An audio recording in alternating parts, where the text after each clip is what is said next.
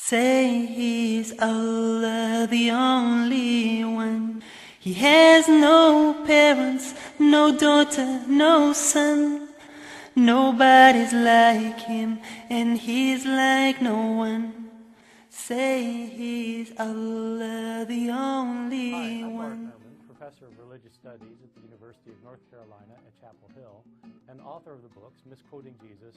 There is a textual variant in a now lost manuscript, which when Jesus, about this line about when he says, "Let the one without sin among you be the first to cast a stone at her." In this one textual variant, it indicates that a stone comes flying out from the crowd, nails the woman in the head,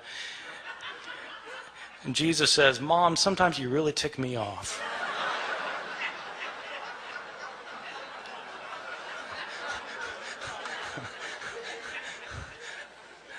I made that up. This story, this beautiful story, this powerful story, which has two terrific lines from Jesus in it. This story was not originally in the Gospel of John. This is a story that was added to the Gospel of John by later scribes. How do I know that? We have a number of early manuscripts of the Gospel of John. This story is not found in any of our early or best manuscripts of the Gospel of John.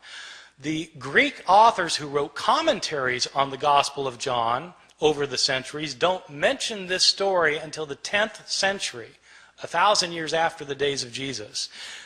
The writing style of this story, if you read it in Greek, the writing style is a completely different writing style from the writing style of the rest of the Gospel of John. As a result, scholars have known for years that this story did not originally belong in the Gospel of John. Well, why is it in our English Bibles then? Probably what happened was some scribe had heard this story. They'd heard the story and they decided that it illustrated some of the teachings in John chapter 7, and so they wrote out the story in a margin.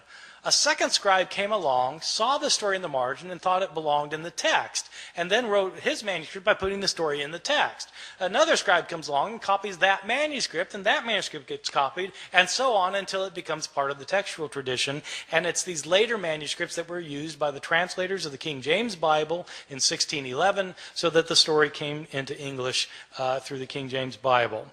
So, this story, however, is not a story that was originally in the New Testament. So people sometimes ask me, well, are there any changes that are significant in the New Testament? Yeah, well, this strikes me as a rather significant change, that the story of the woman taken in adultery was of another big difference. The Gospel of Mark.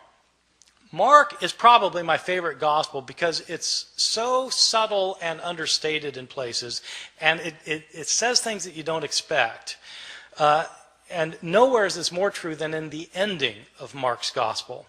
In Mark's gospel, Jesus is put on trial, and he's crucified, he's dead, he's buried, and on the third day, the women go to the tomb. The tomb is empty, and Jesus is not in it. There's some man in there, and the man tells the women that Jesus is not here, he's been raised from the dead. He tells the women, go tell the disciples that he will meet them in Galilee. And then it says the women fled from the tomb, and they didn't say anything to anyone, for they were afraid. Period. That's where it ends. That's the end of the Gospel of Mark. And you think, how could it end there? I mean, they're told to tell the disciples, but they don't tell anybody. Didn't the disciples ever learn? Didn't they go to Galilee? Didn't they see Jesus? How could that be the end of the story? And that's exactly the reaction the scribes had.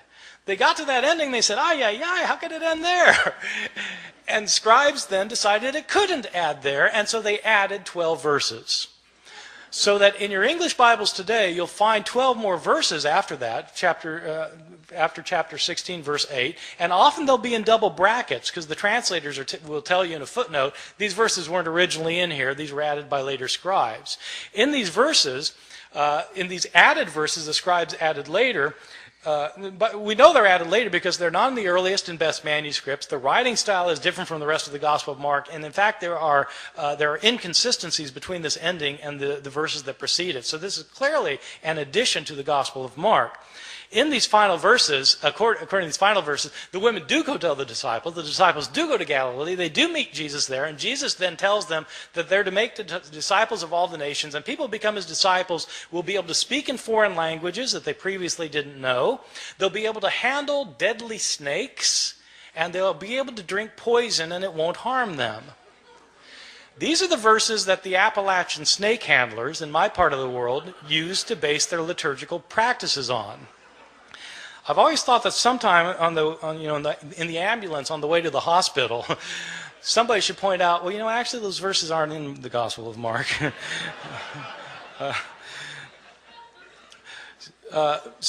Mark actually ends with the women not saying anything to anyone, for they were afraid. Somebody added the last 12. Let me give you a couple more examples of some differences that strike me as big.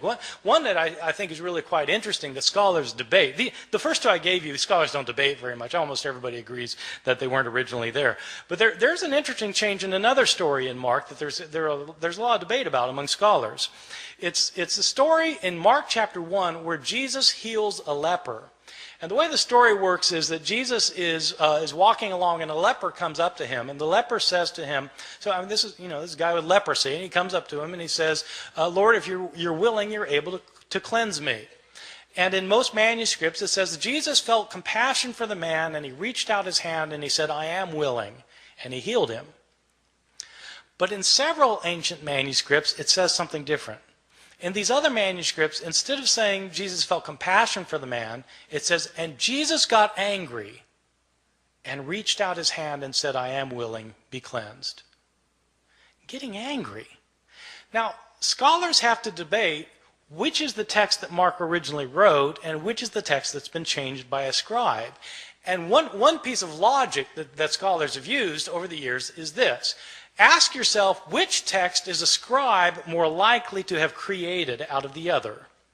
Is a scribe likely to have taken the text that says Jesus felt compassion and changed it to say Jesus got angry? Or is a scribe likely to have found the text that said Jesus got angry and to change it to say Jesus felt compassion?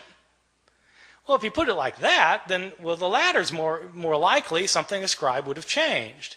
And so this criterion ends up sounding kind of backwards, but the way the criterion works is that the reading that's the most difficult to understand is probably the original one.